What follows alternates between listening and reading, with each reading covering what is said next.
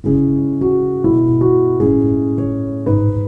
पर एक और चीज़ है, उनकी बॉडी पाई जाती है around 7 am in the morning and उनके पेरेंट्स को कॉल किया जाता है और ये बताया जाता है कि आपकी बेटी बहुत ज़्यादा बीमार है एंड आप जल्दी आ जाओ। अब ये वो पेरेंट्स हैं जिनकी रात को 11 बजे उनकी बेटी से बात हुई है। जिनकी रात को 11 बजे उनकी बेटी से बात हुई है और वो आराम से सोने चले गए अज्यूमिंग कि everything is alright, which Indeed was alright back at 11 PM last night. तो जब उनकी बात होती है, जब उनको कॉल आता है कि आपकी बेटी बहुत ज़्यादा बीमार है, आप हॉस्पिटल आ जाओ, वो पैनिक कर जाते हैं। ऑफ कोर्स कोई भी पेरेंट्स होंगे वो पैनिक कर जाएँगे। वो आराम से सुबह सोकर उठे होंगे and they receive this call and anyone would panic. तो वो कॉल रिसीव करने के बाद they try to call them back once, twice, thrice, again and again because they want to know कि व्हाट्स गोइंग ऑन। अचानक से ये call आता है, रात तक सब कुछ ठीक था और अचानक से इतना कुछ कैसे बिगड़ जाता है? तो कोई कॉल नहीं उठाता काफ़ी टाइम तक। फिर क्या होता है, इवेंचुअली उनका कॉल उठाया जाता है। उनका जब कॉल उठाया जाता है तो उन्हें ये बताया जाता है कि आपकी बेटी ने सुसाइड कर लिया है। सुसाइड का एंगल कुछ कोई लॉजिकल रीज़न ही नहीं बनता सुसाइड कहने का, और उनको फ़ोन पर ये बताया जाता है कि आपकी बेटी ने सुसाइड कर ली है। And one has to ask कि मतलब who are these people? What are they trying to do? क्यों ये सब हुआ? क्या कहने की कोशिश कर रहे हैं? क्या किसको बचाने की कोशिश की जा रही है यहाँ पर? उनके पेरेंट्स को ये बताया जाता है कि सुसाइड कर लिया है। नाउ इमेजिन उसके पेरेंट्स की हालत उस टाइम आप इमेजिन करो कि अभी तक सब कुछ ठीक था, अभी ये वो बीमार है एंड अभी वो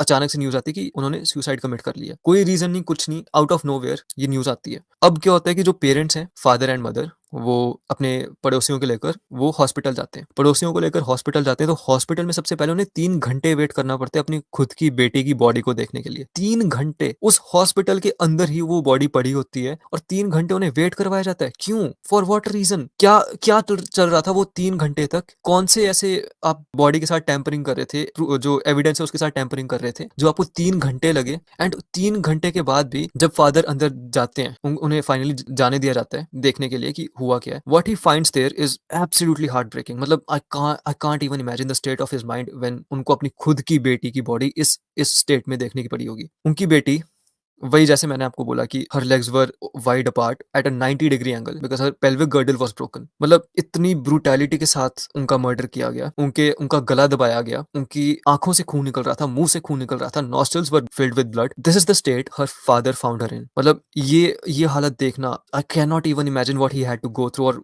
what was going on in his mind. मतलब सोचकर ही मतलब रूह काँप जाती है। सोचकर ही ऐसे रोंगटे खड़े हो जाते हैं कि कितना कितना ब्रूटल केस होगा ये, जब एक फादर को अपनी बेटी को इस कंडीशन में देखना पड़ता है। I can not even imagine and I still think कि people are not talking about it enough just because they do not realise the extent of what has happened. इसीलिए मैं कहता हूँ आप एक बार अपने किसी क्लोज्ड वंस को उस जगह में अगर आप रख कर देखो तो आपको समझ में आएगा कि किस एक्सटेंट पर ये क्राइम, कितना ब्रूटल क्राइम है ये। मतलब फादर अपने बेटी को उस कंडीशन में पाते हैं, ही गोज आउट, वो फोटो खींचकर अपने रिलेटिव्स को दिखाते हैं, जो उनके साथ आए होते हैं उन्हें दिखाते हैं and then they realize this is definitely not a suicide. And as soon as this happens, जो न्यूज़ है वो आग की तरह फैल जाती है, आग की तरह फैल जाती है। और जो डॉक्टर्स हैं उस एरिया के, वो सेम डे प्रोटेस्ट पर आ जाते हैं। सेम डे प्रोटेस्ट पर इसीलिए आ जाते हैं बिकॉज ये जो केस है एक डॉक्टर पर वायलेंस का, this is not the first time. This is not the first time. जो निर्भया का केस था, she was also a medical student, but अगर हम उसे साइड भी रखते हैं बिकॉज वो हॉस्पिटल के अंदर नहीं हुआ एंड वो उस सर्कमस्टेंस के अंदर नहीं हुआ, हमें आए दिन सुनने को मिलता है कि मेडिकल स्टाफ के ऊपर अटैक किया जाता है। मेडिकल स्टाफ को बहुत सारे अटैक्स फेस करने पड़ते हैं अपनी डेली जॉब के दौरान भी। तो इतना ज़्यादा ब्रूटल केस, इतना ज़्यादा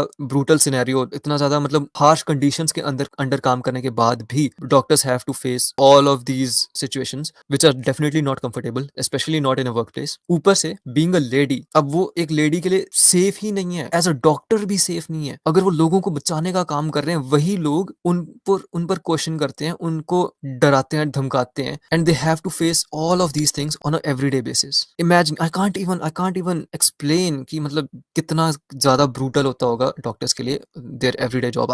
it's hard to even talk about it, it's hard to even imagine. तो डॉक्टर्स प्रोटेस्ट पर आ जाते हैं एंड पुलिस के ऊपर और ज़्यादा प्रेशर आ जाता है। Then police has to take some sort of action, and when police tries to take such actions, they start to investigate.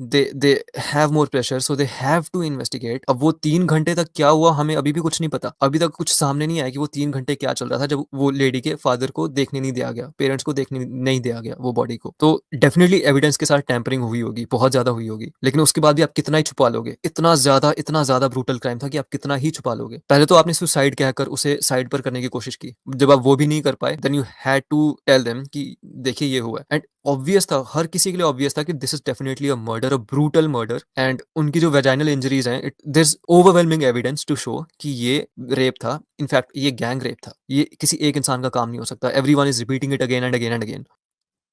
ये सब होने के